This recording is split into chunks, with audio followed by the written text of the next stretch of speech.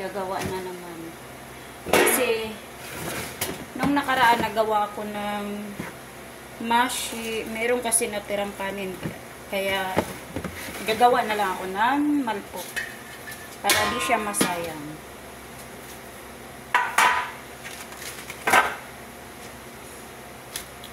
Bali, tatanggalin ko na lang muna siya.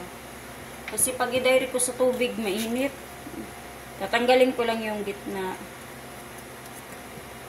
Tapos, saka ko siya sa mainit na tubig. Pag natanggal na isa-isa yung mga dahon, bali, gaganituhin lang siya.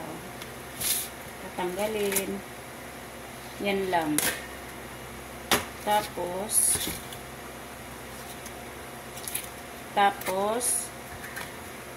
Pagkatapos nito, mag-init ako ng matubig sa malaking kaldero, tapos ilagay ko siya.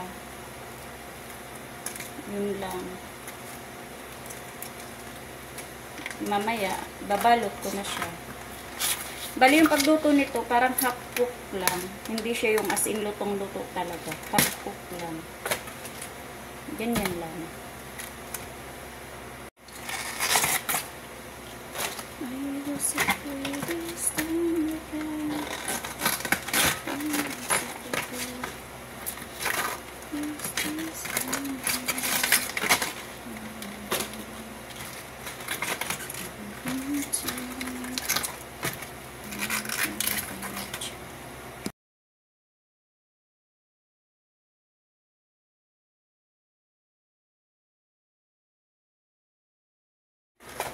Ito na yung tira sa isang piraso.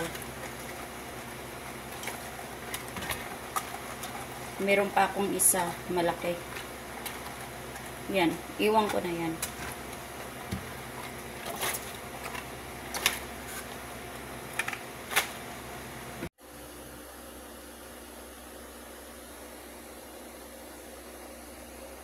Dito, maglaga na tayo ng repolyo. Yung ating ibabalutan sa kanin nating ginawa. Ayan, may tubig tayo. Tapos kaldirong malaki. Tapos ito yung repolyo na pinagtatanggal ko kanina. Ayan, ganito lang ang paggawa niyan. Lagay lang dyan.